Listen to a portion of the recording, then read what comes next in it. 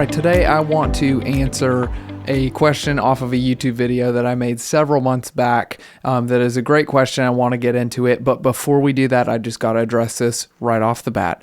I'm well aware that I have a stain on my shirt.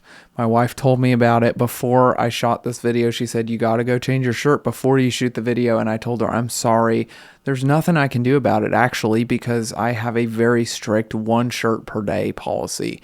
So I'm sorry, there's just nothing I can do. But now that that's out of the way, let's talk about audio and let's talk about your questions on my videos. So several months back, like I said, I made a video called Gain versus Trim, What's the Difference? And it ended up being one of the more popular videos on the channel, I think because gain and trim are a really confusing concept to somebody first starting out. It's difficult to know what the difference is and how to use them both correctly. So if you're one of those people, go watch that video. I think it'll really help you out understanding that process and how to use it. Well, this week I got a comment on that video asking, how do we adjust trim in a DAW setting? Which is a great question. The problem is every DAW is a little bit different in how it addresses dealing with trim and tracks that are way too loud that need to be trimmed back. And so as I was trying to figure out how to answer the question, I was thinking, well, maybe I can just give an example of how to do it in Reaper, which is the DAW that I use, and kind of explain why we need to do this and how it works. And then once you see an example of how to do it on mine and you understand a little bit more about it, maybe that'll help you kind of figure it out in your own DAW, whatever you happen to use. So we're going to kind of take a look at that. Now, just to be clear, in this video, we're talking about trim. We're not talking about gain. Gain refers to a process that happens in a preamp with analog components. Okay, when we're talking about trim, we're talking about a completely digital setup, which is what our DAW is. Okay, so trim happens in a DAW after all the tracks have been recorded and then they're uploaded into a session on a computer. After that point, everything is digital. There's no analog involved at all. So we're dealing with digital trim in this point. So with that being said, let's get into a project. Let me explain how this works. Okay, so I have a drum track here, and you can see that it is very, very loud. This track probably was recorded fine, but then when I import all the tracks into it, you can see this is the snare top down here. It's equally as loud. So if I put all of these in a session, start playing them, it's going to start peaking out buses, and I'm not going to be able to manage the volume level well. So one way to do that is that some people would probably think of as, well, you could just go to the fader and just turn that track down. Though that would help, it's probably so loud that I would end up needing to take this fader and pull it way further down and mix down here in low resolution, which I don't want to do. I want to be mixing up here close to unity. So the other way to do that then is to trim this level down. So that's what the question was about. So that's what we're going to talk about. In Reaper, this is a really simple process.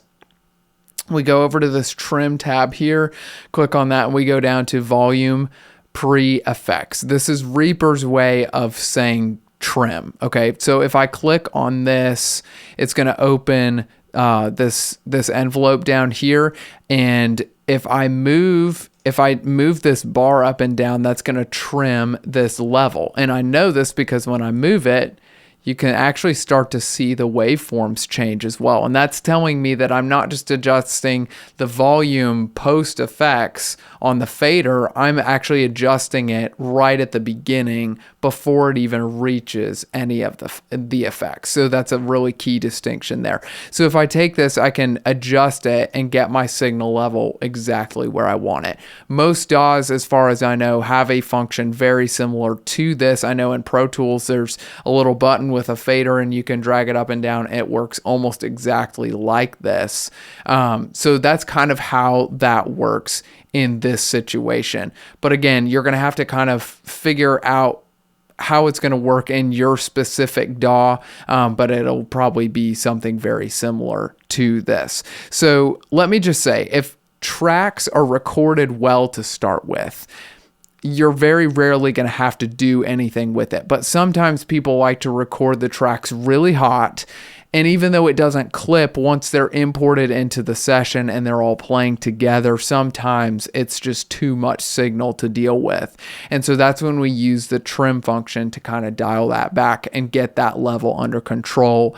And it just helps us kind of control our buses and our volume in the overall project. So you probably clicked on this video to get a very simple answer to a very simple question. And you probably walked away with a lot more information than you were actually asking for.